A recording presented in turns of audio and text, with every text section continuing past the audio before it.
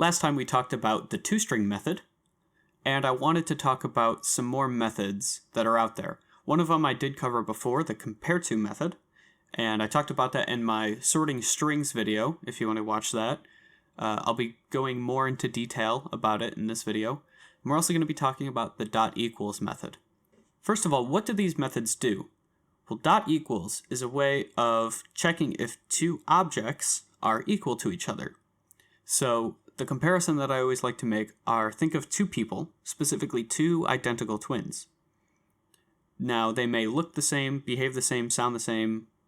You would say they're, in a joking way, you'd say they're the same person, right? But in actuality, they are two different people, but their traits are all the same. Another comparison you could make is cars.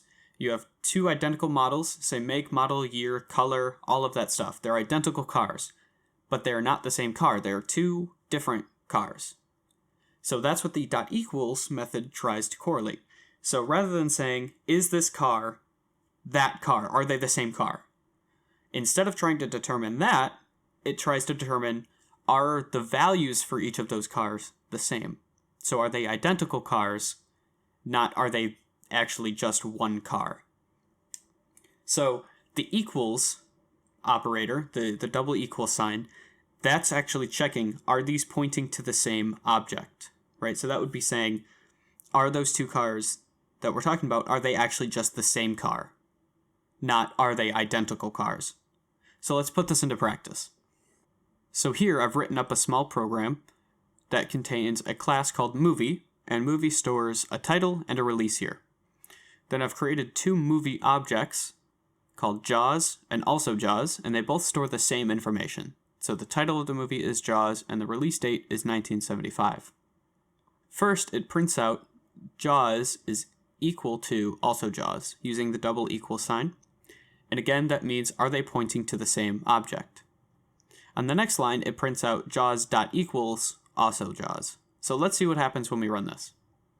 So we actually get false for both of these. And that's because, for the first line, they are not pointing to the same object. We created a new object both times. The second line is giving us false because we didn't write a dot equals for our class. So it doesn't know how to compare them exactly, and it uses the equals from the object class, which is what every class that you write inherits from. And when it runs that method, it finds that they are not equal. So let's write our own dot equals method inside of our movie class.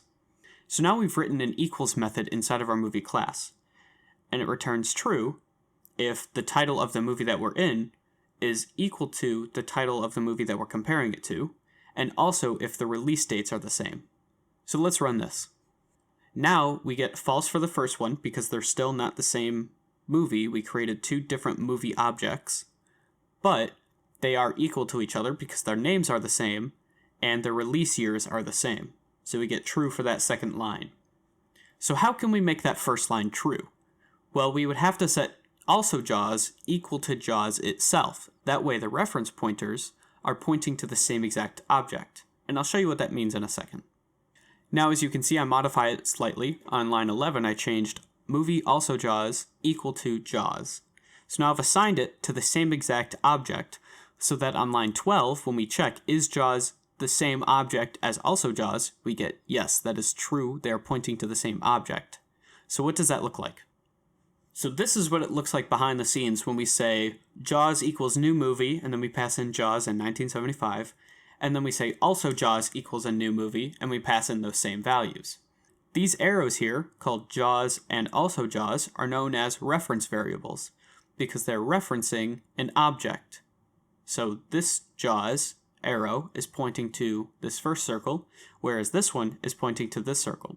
As you can see, these are two completely separate circles, but the contents of the circles are exactly the same.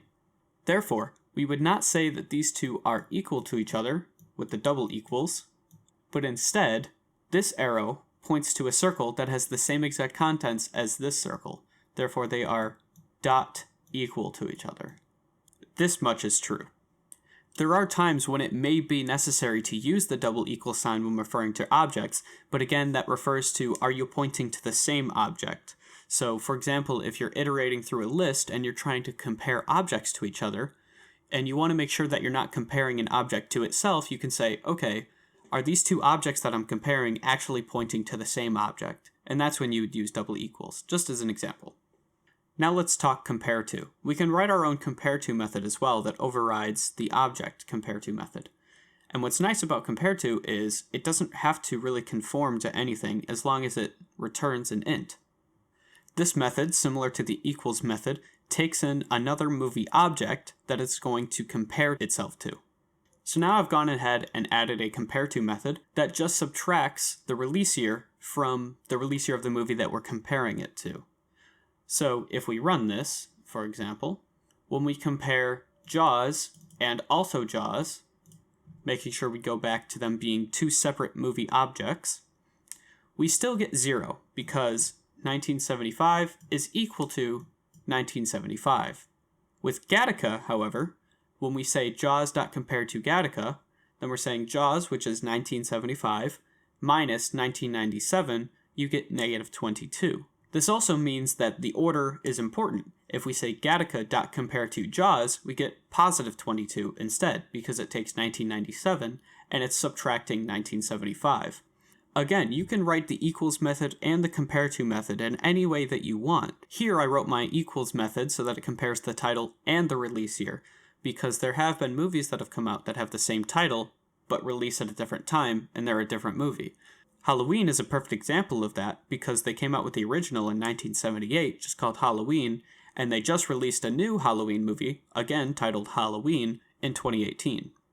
That's going to do it for the dot equals and the dot compare to methods. I hope this was helpful. If it was, go ahead and leave a like and a comment, subscribe maybe, and let me know what other topics you'd like me to cover. I'll see you in the next video.